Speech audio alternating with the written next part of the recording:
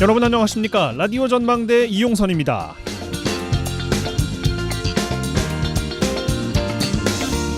예전에 기억하십니까? 아파서 병원 갈 때 건강보험증 꼭 챙겨야 했던 시절이 있었어요. 그때는 건강보험 가입 조건이 까다로웠기 때문에 건강보험증 가지고 있는 분도 드물었고요.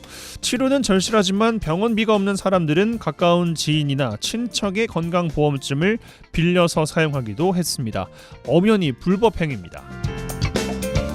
오늘부터 명의 도용으로 인한 건보 재정 누수를 막고 향정신성 의약품 처방 등을 차단하기 위해서 병의원, 약국 등에서 신분증을 확인합니다. 이른바 검은머리 외국인이라 불리는 이민자들이 다른 사람 명의로 우리나라에서 진료를 받는 등 불법 행위가 지속적으로 적발됐고요. 그 규모도 상당하다고 판단이 된 건데 여권이나 운전면허증, 모바일 신분증 제시하시면 됩니다. 만약 신분증 깜빡했을 땐 진료비 전액을 본인이 부담해야 하지만 14일 내에 신분증과 진료비 영수증을 제출하면 건강보험 혜택을 적용받을 수 있다고 하니까 알고 계셔야겠습니다. 오늘 라디오 전망대가 준비한 소식입니다. 지역 소식들 뉴스 브리핑 통해서 들어보고요. 매주 월요일 코너 털어보러 도정 소식 이어집니다.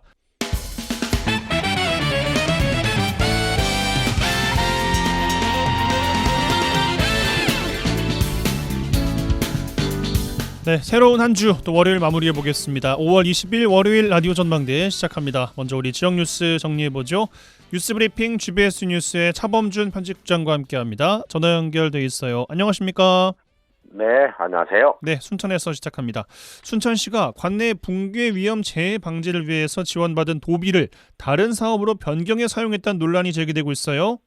네, 순천시가 급경사지 붕괴 위험 지역 정비를 위해 전남도가 내려보낸 도비 보조금을 다른 사업으로 변경해 사용한 사실이 뒤늦게 드러나 논란이 되고 있습니다.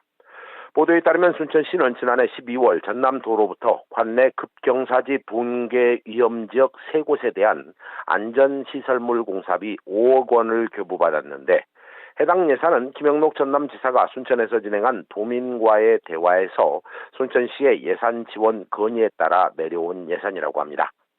해당 사업비는 승주 유평리 지역 총 3곳의 붕괴 위험 지역으로 순천시는 각종 개발 사업 및 기후변화로 발생할 수 있는 재해 위험 요인을 선제적으로 정비한다는 명분으로 시민의 생명과 재산 피해를 최소화한다는 이유로 전남도에 보조금을 신청했다고 합니다. 그런데 문제는 순천시가 건의해 전남도가 내려보낸 예산이 지난 1월 전남도가 내려보낸 예산을 포함한 별도의 사업비로 순천만 용산탐조대 신축사업을 진행하게 됩니다.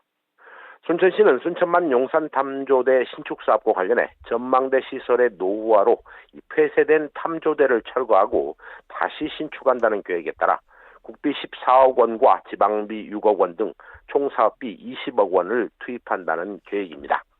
결국 지방비에 전남도가 내려보낸 붕괴 위험 지역 공사비 5억 원이 포함된 상황인데 순천시는 탐조대 신축 사업은 다음 달에 착공해 내년 6월에 완공한다는 계획입니다. 예, 그러니까 전남도의 보조금을 다른 사업에 사용한 순천시의 입장도 있을 테고 순천시의 입장이 무엇이든 간에 도민과의 대화에서 언급된 주민 안전 관련 사업비 다른 용도로 사용한 것은 글쎄요 문제가 좀 있는 거 아니겠습니까? 네, 전남도의 보조금의 목적 외 사용이 언론 보도로 논란이 되자 순천시는 사업비 변경으로 추진하지 못한 이 붕괴 위험 지역 정비는 추경 예산을 세워서 추진하겠다는 입장입니다. 순천시는 순천만 탐조대가 안전점검 결과 D등급이 나와 철거와 신축을 해야 했는데 예산이 없어서 전남도 보조금 사업비를 변경해서 사용했고 이 보수가 필요한 붕괴 위험 지역 정비는 추경을 통해 예산을 확보해 사업을 추진하겠다는 구상입니다. 순천시의 이 같은 해명에도 불구하고 지역 일부에서는 순천시가 아무리 급해도 이 산사태와 같은 재해가 우려되는 붕괴 위험 지역 정비 예산을 다른 용도로 사용하는 것은 적절치 않다는 지적입니다. 특히 전남도가 내려보낸 사업비가 쓰일 지역의 두 곳은 순천 상암사에서 상사호를 오가는 도로와 인접해 있어 붕괴로 인한 차량이나 인명피해가 예견되는 곳인데 최대한 빠른 보수가 필요한 곳인데 해당 예산을 다른 곳에 사용한 것은 문제가 있다는 비난입니다.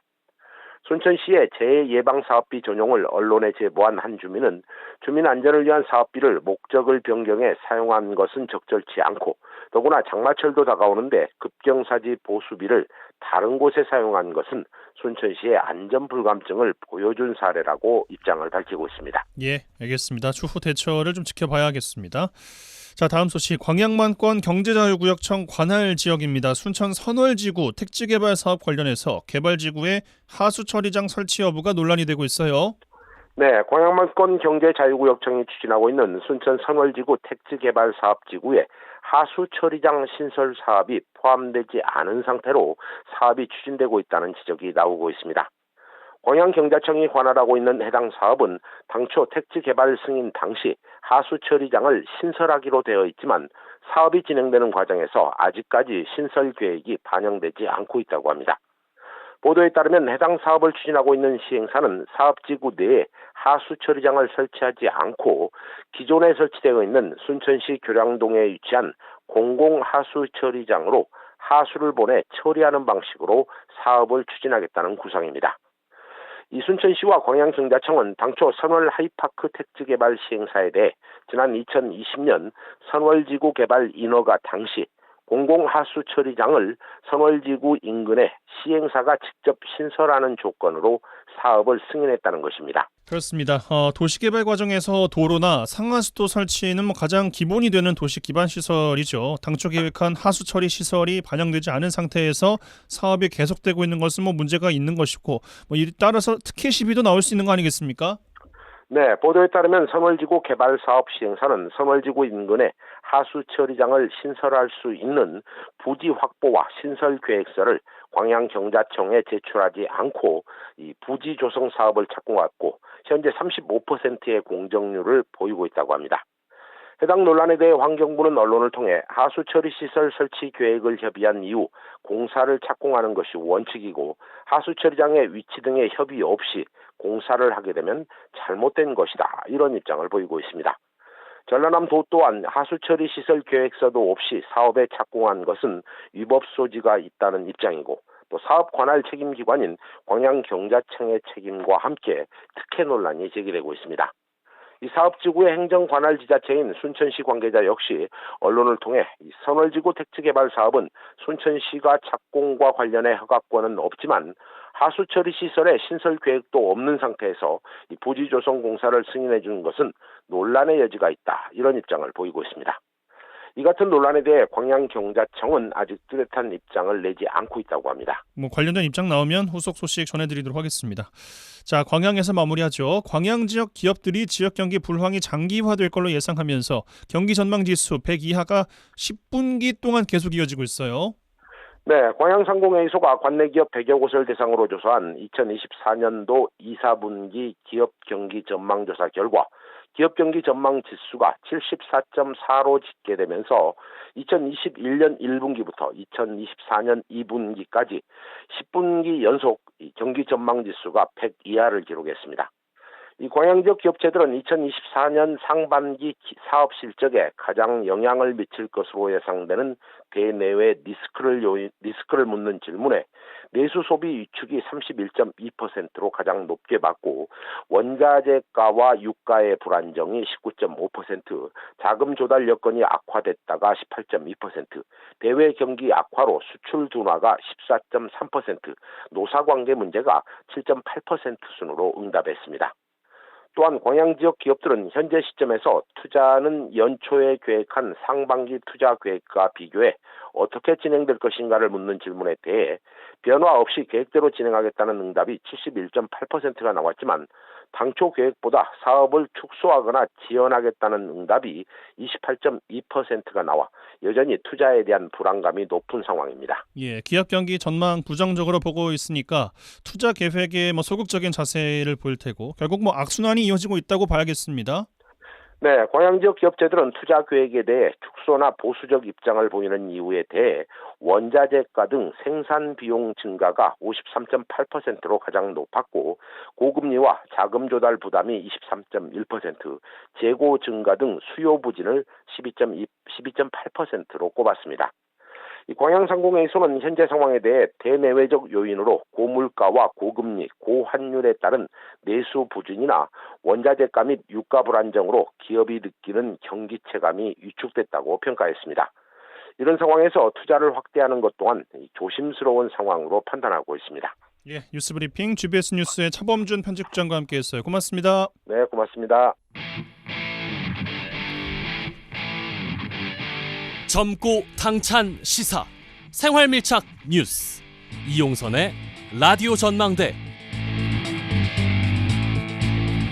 네, 매주 월요일 코너입니다. 라디오 전망대 본격 정치 시사 토크 털어보러 시작하겠습니다. 오늘은 개혁신당 천하람 당선인 먼저 전화 연결되겠습니다. 나와 계시죠? 네, 안녕하세요. 개혁신당의 천하람입니다. 예, 한 주 어떻게 보내셨는지 먼저 근황 여쭙겠습니다. 저는 지난 한 주는 굉장히 열심히 살았습니다. 뭐 무릎이 좀 아프실 것 같은데 괜찮으십니까? 바로 또 캐치해 주셔서 감사합니다. 예. 저희 개혁신당의 당선인 전원이 저희 5.18 민주묘지에 계시는 995기의 모든 묘비에 저희가 이제 참배를 했었습니다. 예. 저희 3명이 돌아가면서 헌화도 하고 또 이제 절도 올리고 그 비석도 닫고 한 7시간 30분 정도 참배를 광주, 제가 며칠 전에도 실제 이제 5.18 기념식이 있어가지고 네네. 5월 18일 당일에도 광주에 다녀왔는데 다들 그래도 많이 기특하게 봐주셔가지고 몸은 좀 고됐지만은 굉장히 보람이 있었습니다. 참 많은 분들께서 좀 인상적으로 보셨을 것 같은데 누가 제안한 거고 어떤 의미로 하신 거예요? 사실은 이제 저랑 유석 대표랑 둘이 이야기를 나누다가 5.18 기념식이나 뭐 전야제나 이런 거 저희는 뭐 늘상 가니까 조금 그래도 뭔가 또 다들 원외에서 떠들기만 하다가 국회의원이 된 처음이지 않습니까? 그래서 어떤 좀 뜻깊은 어떤 뭐 정치적인 메시지나 정치적인 행동을 할 수 있을까를 고민을 하다가 이준석 대표가 워낙 또 그런 게 좋잖아요, 아이디어가. 네네.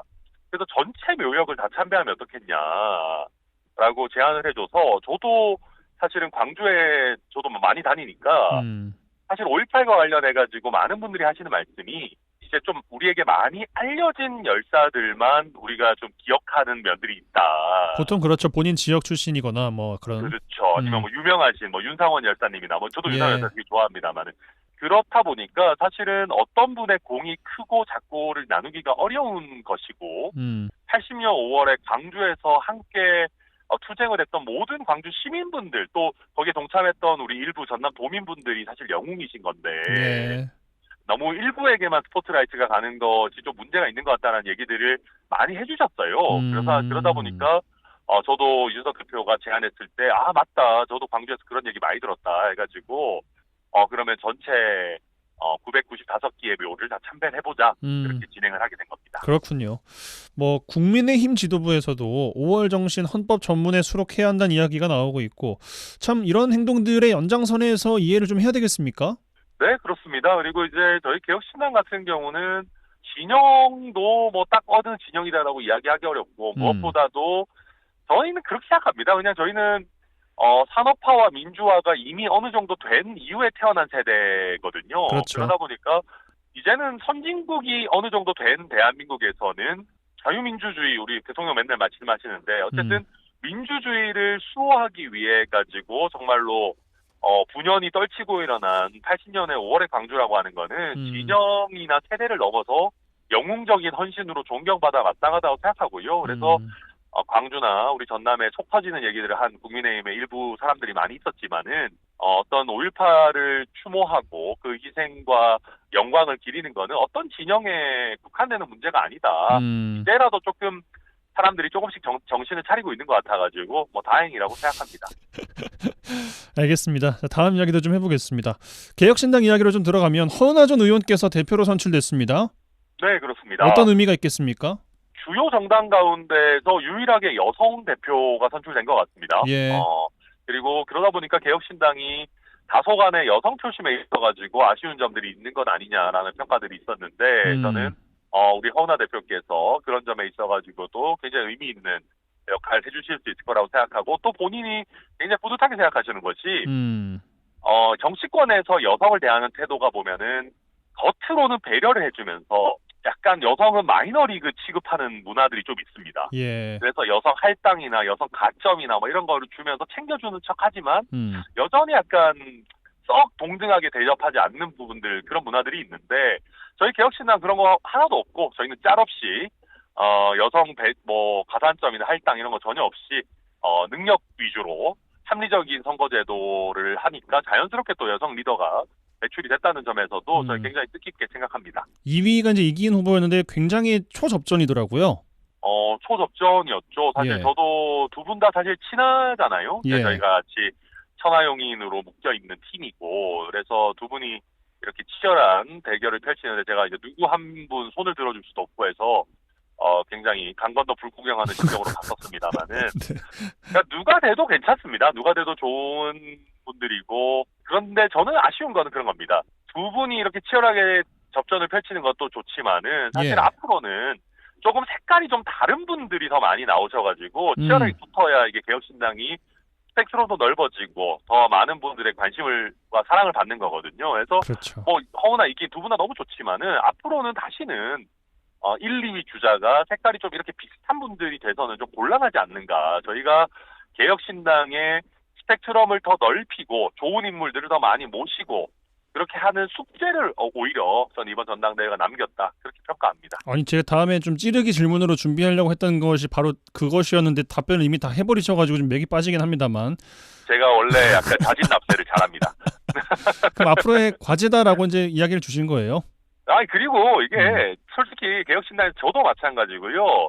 조홍천 의원이나 당권주자로 언급된 인물들이 자기 세력을 만들어야 됩니다.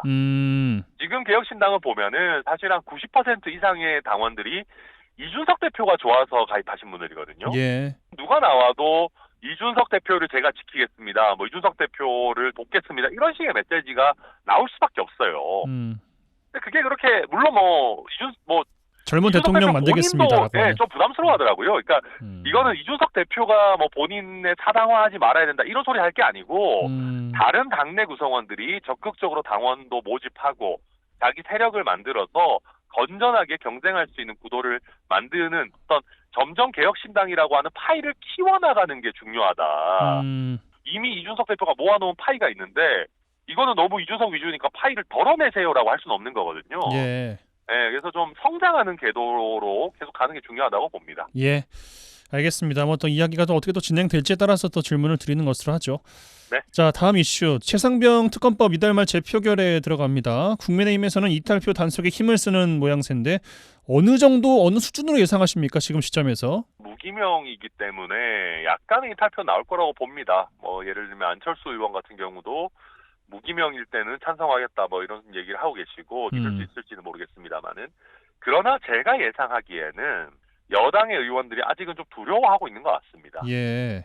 대통령이 완전히 대드덕 권력 누수로 접어드는 건 아니겠느냐 특검이 통과되면 그런 우려들을 가지고 있기 때문에 저는 이탈표를 솔직히 그렇게 크게 기대하지는 않습니다. 네. 오히려 저는 22대로 넘어오게 되면은 국민의힘 의석수가 오히려 줄어들지 않습니까? 오히려 그때 조금 한 번 더 특히 이제 이번에 계속 이런 식으로 특검 거부권 행사하면은 여론이 점점 더 악화될 거거든요. 저는 그래서 21대 재포결에서는 그렇게 큰 기대를 갖기는 어렵지 않나 개인적으로 생각하고 물론 지금이라도 국민의힘 의원들 정신 차리셔가지고 뭐 총선 패배 이유 무슨 뭐 백서 쓰고 그럴 게 아니라 지금이라도 빨리 최상병 특검에 동의하는 것이 총선에서 표출된 국민들의 민의를 받드는 것이다. 찬성표를 행사해달라고 촉구는 합니다마는 그다지 신뢰가 가지는 않습니다. 알겠습니다. 지켜보죠. 자, 민주당에서 이제 우원식 의원께서 국회의장 후보로 선출이 됐습니다. 과정들 어떤 평가 주시고 싶으십니까? 이재명 대표의 무리한 교통정리가 오히려 반감을 불렀습니다. 추미애 후보가 갖고 있는 어떤 개인적인 비호감 내지는 너무 강경해가지고 중도층 표심을 떨어뜨리는 거 아니냐 하는 우려들이 있었는데 친명이라는 딱지만으로 그걸 다 해결하지 못했다. 저는 뭐 그렇게 판단합니다. 그래서 조정식 후보나 또 정성호 후보가 다소 무리하게 이렇게 교통정리돼서 물러나는 모양새가 저는 오히려 좀 당내 민주당에 있는 많은 의원들의 좀 반발을 일으켰던 게 아닌가. 그것이 저는 의회 결과가 나온 근본적인 원인이라고 생각하고 저는 우리가 이제 많은 민주당 의원들이 윤석열 대통령이 너무 과하게 오만하다 그런 얘기들을 합니다. 그런데 저는 이재명 대표께서도 이번 일을 계기로 너무 당내 그립을 세게 가져가시는 게 아닌지 그리고 지난 공천 과정에서도 너무 친명 위주다 이런 평가들이 있었는데 조금 더 탕평 인사를 할 필요가 있지는 않은지 돌이켜 보셔야 될 지점이다. 안 그렇다면은 저는 이재명 대표도 의외의 어려움들을 겪을 수 있지 않겠는가 그렇게 봅니다. 그럼 이번 우원식 의원의 국회의장 후보 선출이 그 계기가 될 수 있다고 보십니까? 사실은 지금 민주당의 친명 지지층 사이에서도 난리가 났거든요. 근데 그분들이 난리가 나신 게 단순히 추미애를 지키자고 난리가 난 것은 아닐 겁니다.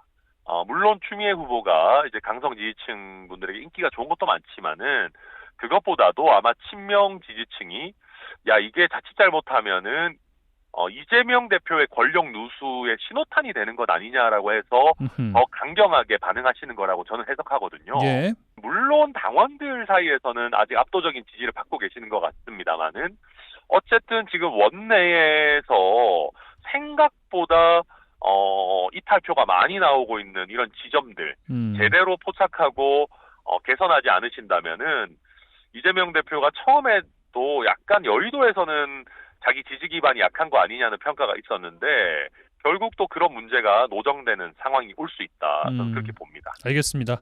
지역 이야기로 좀 들어가겠습니다. 지역 이야기는 요 이야기밖에 또 드릴 수가 없을 것 같은데 국립의대 관련된 이야기입니다. 전남도가 제안한 오자회동 두 번째 무산이 됐고 이제 목포 쪽 접촉만으로는 만족해야 되는 전남도의 상황이 됐는데 어떻게 보고 계십니까? 이런 것들이 사실은 좀 아쉽습니다. 그래서 저는 전남도에서도 공개적인 일정을 줄였으면 좋겠다 생각을 합니다. 공개 일정을 줄이자. 그러니까 이게 무슨 말이냐면은 그러니까 분란을 만들지 말자는 겁니까? 그렇죠. 공개적으로 뭘 자꾸 하려고 한다고 한들 잘 안 됩니다. 그러니까 보여주기식이라는 말씀이신 거잖아요. 그렇죠. 왜냐하면은 제가 지난번에 이제 원래 오자 회동이었던 사실 실질적인 3자 회동 그 사진을 보니까 비어 있는 의자 이런 것들이 굉장히 안 좋게 보이더라고요. 그리고 그것이 어떻게 보면 약간 순천을 포함한 동북권의 약간 탓이다. 비판을 하기 위한 순천 탓이다. 그렇죠. 그런 식의 어떤 약간의 그 도 입장에서는 조금 면피성 내지는 보여주기식의 어떤 회동이 아닌가라고 생각을 합니다. 그래서 물밑에서 조금 더 협상하고 같이 이야기를 나눠야 되는 것이지 서부권, 동부권 다 같은 전남 아니겠습니까? 이거를 이런 식으로 마치 한쪽은 협조하는데 한쪽은 동참을 안 하고 있다라는 식의 그림을 만드는 것 자체가 저는 오히려 지금 순천시장과 우리 순천대 총장 입장에서는 더 부담스러울 수가 있다. 서로 더 치킨 게임을 강요하는 방향으로 갈 수 있으니까 우리 김용로 지사님 워낙 또 온건하시고 또 행정의 달인이시니만큼 조금 더 순천시와 우리 순천대학교가 왜 이렇게 불신을 가지고 또 보여지는 대화에 참여하기 어려운지를 조금 더 헤아려 주셨으면 좋겠다. 그런 부탁도 함께 드립니다. 마지막 질문 짧게 여쭙고 마무리해야 될 것 같은데 그 동부 지역의 지역구 의원들께서는 서로 이야기가 좀 되는 듯 하면서도 결국에는 그 대학병원 위치 때문에 단일한 입장을 못 내고 있는 상황이거든요. 그러니까 이제 여수 시민사회에서도 보니까 조금 더 우리 여수의 의원분들도 좀 더 적극적인 목소리 내달라라고 촉구하고 계시는 것 같습니다. 저도 간단하게 말씀드리면 소탐대실 하지 않았으면 좋겠습니다. 서로가. 네, 이게 병원의 시 미세 조정 이런 문제 때문에 결국 우리 전남에 특히 우리 동부권의 의대 유치라고 하는 큰 대의가 무산되어서는 안 되니까요. 우리 여수를 포함한 우리 동부권 모든 지역의 당선인과 의원분들도 조금 그래도 좀 대승적인 자세로 임해주셨으면 좋겠다. 알겠습니다. 이번 주 인터뷰 이 정도로 마치겠습니다. 고맙습니다. 네, 감사합니다. 네, 지금까지 털어보러 개혁신당 천하람 당선인과 말씀 나눴습니다.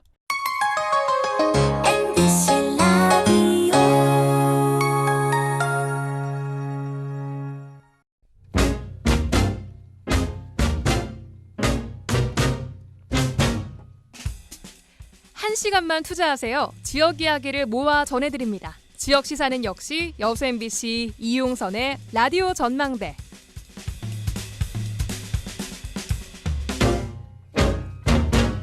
네, 본격 정치 시사 토크 털어보러 이어가겠습니다. 이번엔 더불어민주당 서동용 의원 전화 연결돼 있습니다. 나와 계시죠, 의원님?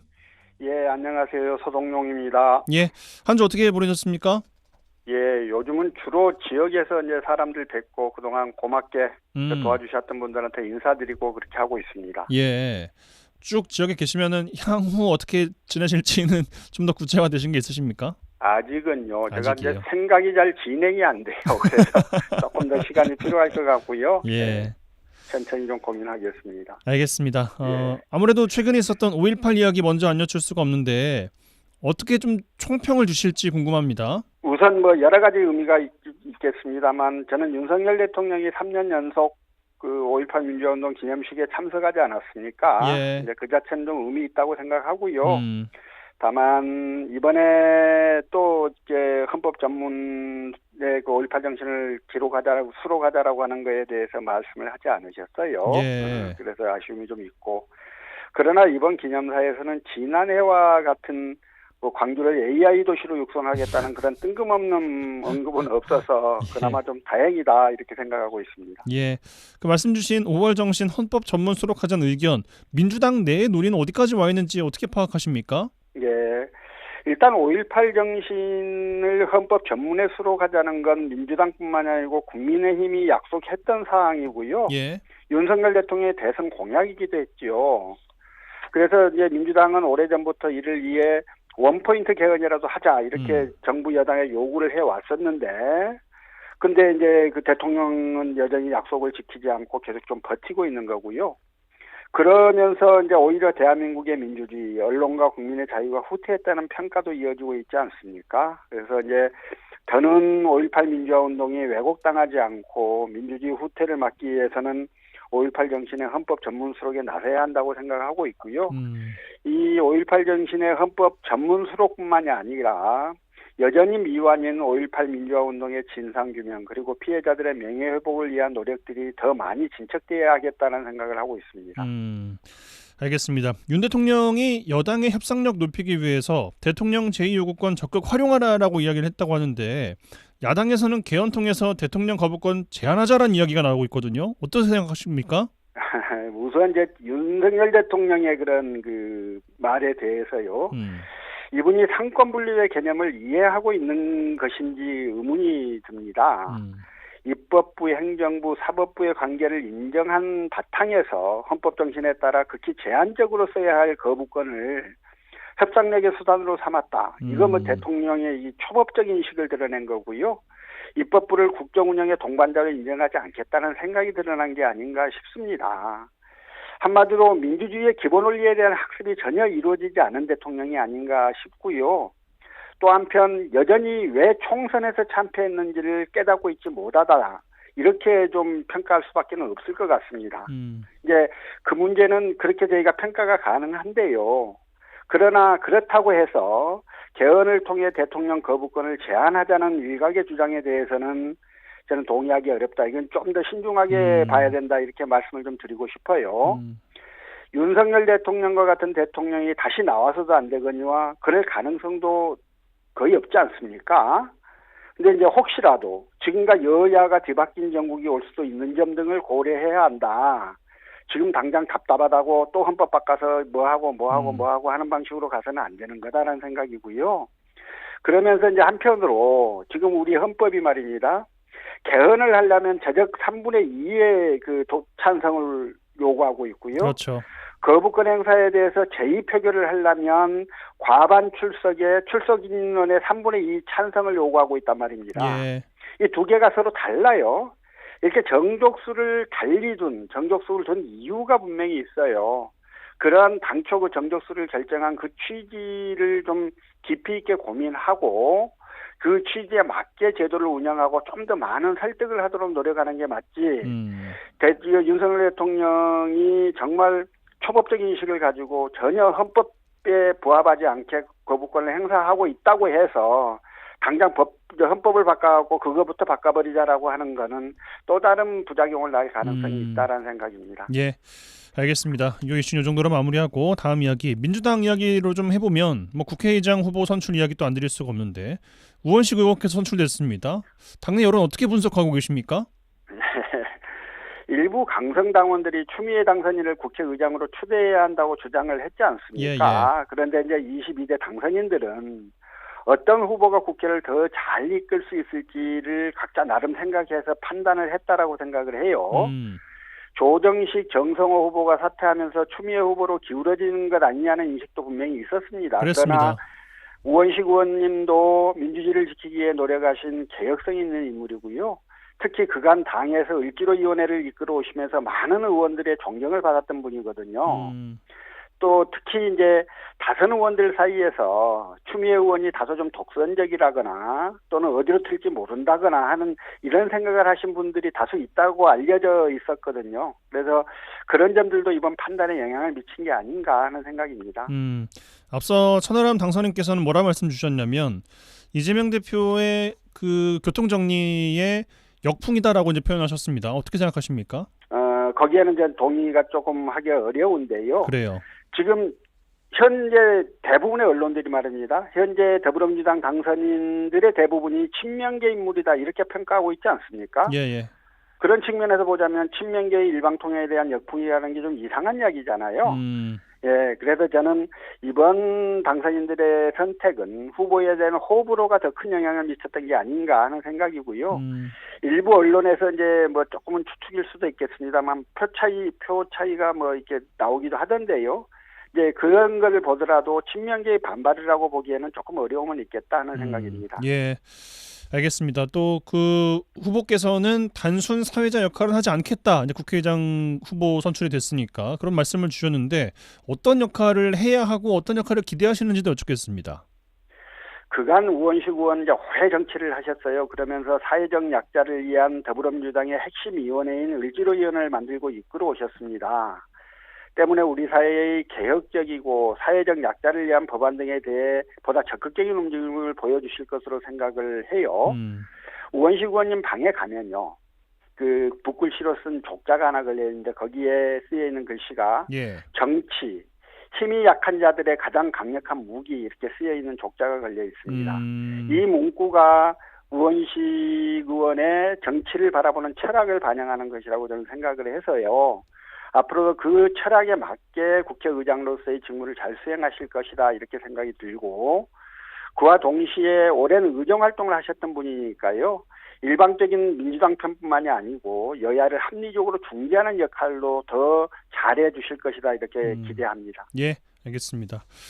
21대 국회 교육위 이야기로 좀 해보겠습니다. 사립대학 구조 개선 지원 관련 법률안 21대 국회 교육위에서 오랫동안 논의되어 왔는데 이게 무산 위기예요. 총선 이전부터 사립대학 구조 개선법에 대한 논의가 계속 이어져 왔었어요. 예.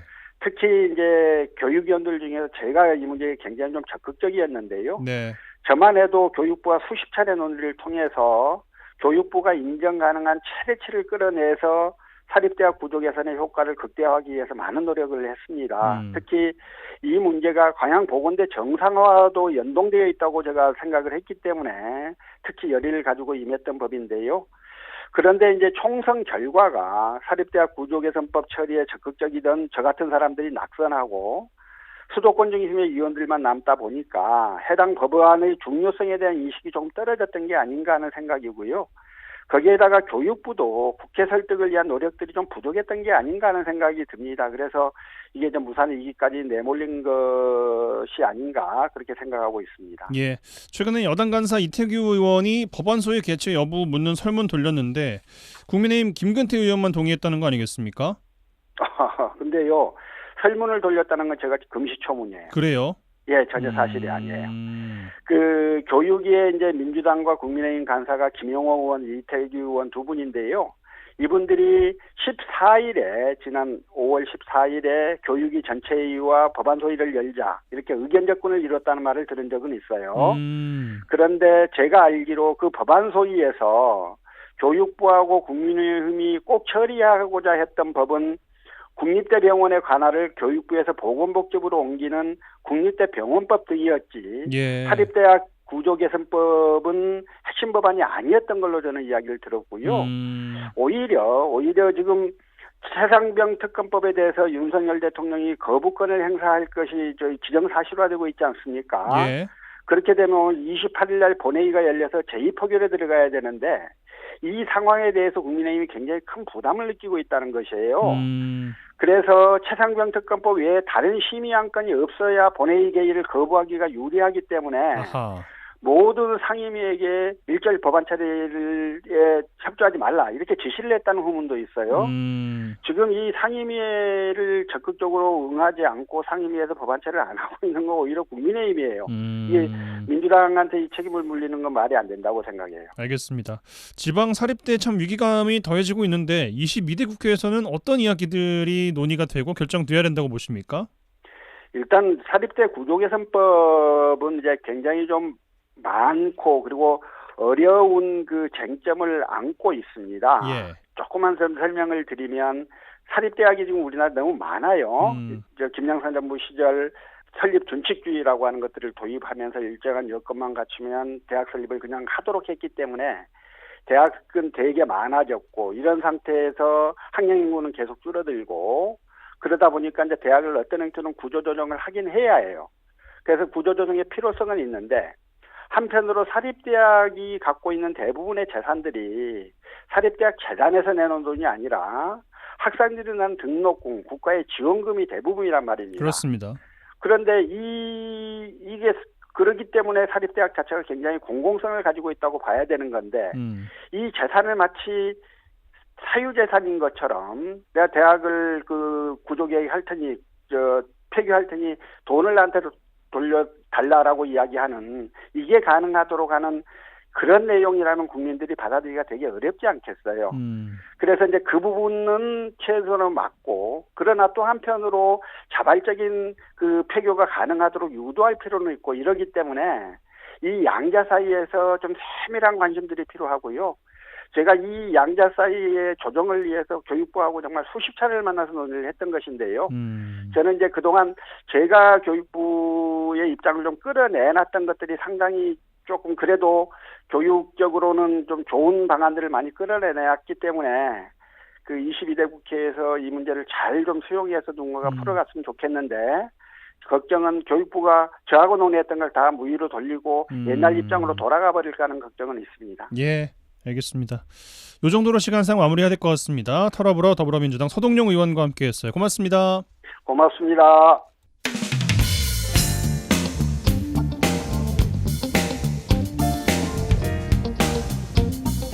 네, 한 주간 주요 도정 소식 살펴보겠습니다. 전라남도 대변인실 방준환 사무관 전화 연결돼 있어요. 안녕하십니까?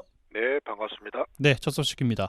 국토교통부 주관 2024 지역 활력타운 조성사업 공모에 곡성 활명수 지구와 구례의 초록과 푸름 사이 구례 사내마을 지구를 포함해서 전국 10개소가 선정이 됐어요. 예, 그렇습니다. 지역 활력타운 하면 지방 이주 정착을 바라는 우리 은퇴자하고 또 귀농 기촌, 또 청년층에게 주거와 문화, 복지, 일자리를 통합 지원하는 사업이 되겠습니다. 지원은 국토교통부 등 8개 중앙부처가 지방소멸 대응 기금을 활용해서 사업비 일부를 보조하게 되는데 먼저 선정된 곡성 활명수 지구는 총 사업비 427억을 들여서 상기면 개소리 부지에 주거 90세대로 특색 있는 테마를 반영한 지역 거점 주거단지로 앞으로 조성이 됩니다. 또 구례 초록과 푸름 사이 구례 산의 마을 지구 역시 551억을 들여서 구례의 봉소리 일대에 86세대를 공급해 국민체육센터와 일자리 창업지원센터를 지배하는 그야말로 이주민이 안정적으로 정착하도록 적극적인 지원에 나설 계획입니다. 선정된 이 두 개 지역은 이런 지원으로 인근 지리산과 섬진강이 어우러진 자연 속에서 도시 생활의 편리함을 동시에 누릴 수 있을 것으로 내심 기대하고 있습니다. 예, 또 전남도가 겨울철 지속된 고온과 잦은 강우 또 일조량 감소로 양파의 생육 장애를 재해로 인정해 줄 것을 정부에 건의했어요. 예, 올 들어 1월부터 4개월간 시군 평균 기온을 보면 평년보다 한 19% 증가한 7.9도, 또 강수량의 평년보다 76% 증가한 470.5mm, 일조량 역시 53% 준 346시간으로 집계가 됐습니다. 이 때문에 양파 주산지인 무안과 신안지의 경우 피해가 상당히 컸는데요. 잦은 강우와 일조량 감소로 약 1370여 헥타에서 입마름과 성장 지연의 피해가 발생했는데 전남 양파 재배 면적이 한 20%에 달할 정도로 피해가 컸습니다. 그래서 전남도가 양파 생육장애를 재해로 인정하고 수확기 이전 신속한 피해 조사를 실시해 줄 수 있도록 농림축산식품부에 건의했습니다. 예, 알겠습니다. 다음 소식이에요. 산업부에서 공모한 한국형 퀵스타트 프로그램 사업에 전남 여수 산학융합원이 선정돼서 투자 활성화 기대된다고요? 예, 그렇습니다. 한국형 퀵스타트 프로그램 사업은 기업의 지방 투자 활성화를 위해 맞춤형 인력을 공급하기 위해서 추진한 사업이 되는데요. 여수 산학융합원에서 주관해 교육 프로그램을 운영하면서 교육생에게는 장려금으로 1인당 275만 원을 지급한 뒤 교육 수료 후에 참여 기업으로 취업을 연계한 사업이 되겠습니다. 이번에 전국 17개 산학융합원 중 10개사가 선정이 됐는데 전남에서는 전남 여수 산학융합원이 유일하게 선정돼 국비 1억 3,500만 원을 지원받게 됩니다. 이번 사업에 수요 기업으로 참여한 여수 산단의 H&G 케미칼은 2022년 하나솔루션과 GS에너지가 5,900을 투자해 설립한 태양광 모듈용 시트 소재 생산 기업인데 현재 한 20명가량이 근무하고 있습니다. 전남도는 이번 프로그램 사업으로 이전 투자 기업이 초기 인력난을 적극 해결할 수 있도록 지원해 나설 계획입니다. 네, 또 전남도가 도내 주력 및 첨단 산업 기업과 투자 협약으로 지역에 활력을 불어넣을 계획이라고요. 예, 전남도가 포스코 인터내셔널과 포스코 중타이 에어솔루션, 또 하나오션 에고텍, 한국기임 주식회사 등 4개 기업과 1조 3천억 규모의 투자 협약을 맺었습니다. 포스코 인터내셔널은 광양 국가산단에 8천억을 투자해서 집단 에너지 시설을 구축하고요. 반도체 관련 기업인 포스코 중타이 에어솔루션도 광양 국가산단에 1,420억을 투자해서 우주 산업용 고순도 가스를 생산하게 됩니다. 하나오션 에코텍도 율촌산단에 3천억을 들여서 친환경 선박 블록과 기자재를 제작하고요. 한국기임 역시 목포 대양산단에 100억을 투자해서 초밥용 군기임을 생산하게 됩니다. 이번 협약으로 전남의 주력 산업의 경쟁력 강화와 또 첨단 신산업 기업 입주들의 입주가 늘어나 지역 경제 활성화는 물론 일자리 창출에도 상당한 기여를 할 것으로 보입니다. 예, 또 전남도가 엊그제 이상민 행안부 장관을 만나서 전남 5.18 기념공간 조성에 국비 40억 원을 지원해 줄 것을 건의했어요. 네, 그렇습니다. 김영록 전남지사가 이 장관을 직접 만나 전남은 5.18 당시 시대 구성 등 직접 항전에 참여한 민주화 운동의 발상지임에도 지역의 역사 기념 공간이 없다 이렇게 설명을 했습니다. 그래서 앞으로 전남의 역사를 기록하고 그 가치를 온전히 개선하도록 하기 위해서는 우리 정부 차원의 지원이 필요하다고 건의를 했습니다. 전남도는 현재 5.18 민주화 운동과 관련해 목포역 등 사적지 29개소와 또 시설물 75개소를 지정 관리하고 있는데 이런 가운데 2018년 전남도가 실시한 5.18 민주화운동 기념사업 기본계획 연구 영역에선 당시 서문에 참여한 500명 중 90.4%가 전남의 기념공간이 꼭 필요하다 이런 답변을 냈습니다. 전남도는 또 2022년 5.18 기념공간 조성 연구 용역을 하고 공간 계획과 특화 콘텐츠 개발, 또 사업 타당성 등을 검토하고 나서 정부와 지역구 국회의원을 대상으로 국비 지원을 계속해 지금 건의하고 있는 상태입니다. 예, 또 전남도가 비브리오 폐혈증 예방을 위해서 해산물 익혀먹기와 상처가 있으면 바닷물 접촉을 삼가해야 한다라고 주장하고 있어요. 예, 그렇죠. 비브리오 폐혈증은 해수면 온도가 18도 이상 상승하는 5, 6월경에 시작해서 8, 9월경에 환자가 가장 많은데요. 문제는 오염된 어패류를 날로 먹거나 또 상처난 피부가 오염된 바닷물과 접촉 시 감염되는 세균성 질환이라 할 수가 있죠. 특히 만성 간 질환자나 알코올 중독자, 또 당뇨병의 기저질환이 있거나 면역 저하자가 고위험군은 감염 시 치사율이 높으니까 꼭 주의를 해야 합니다. 증상은 주로 급성 발열이나 오한, 혈압 저하, 또 복통, 구토, 설사로 증상 발생 24시간 내 피부에 부종과 수포, 궤 재앙이 나타나기 시작하는데 특히 전남 쪽에서는 지난 2020년 11명을 비롯해서 2023년 13명으로 최근 4년간 39명이 발생해서 이 중 17명이 사망을 했습니다. 예, 꼭 주의를 하셔야겠습니다. 마지막 소식입니다. 전남 의대 설립 관련 오자 간담회 계획했는데 전남도에서요. 순천권이 불참을 이야기를 했죠. 간담회를 가졌는데 어떤 내용들이 오갔습니까? 예, 장흥에서 개최된 간담회는 결국 순천권이 불참한 바람에 목포권이 참석한 3자 간담회로 이루어졌습니다. 김영록 전남지사는 간담회에서 대학별 모집 인원이 1,500명으로 당초 증원 예정인 2,000명 중 500여 명의 인원이 남는 인원에 대해서는 전남도 국립의대 설립 200명을 배정받아야 한다 이렇게 설명을 했습니다. 이런 것들에 대해 5인이 한 자리에 모여 논의를 해보고자 했는데 순천대와 순천시에서 참석하지 않아 아쉬움을 표했습니다.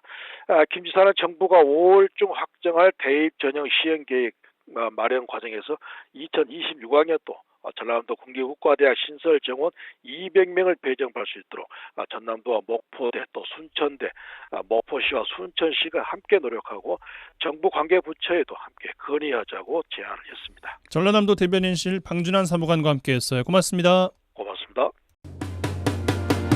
라디오 전망대 마치겠습니다. 이용선이었습니다.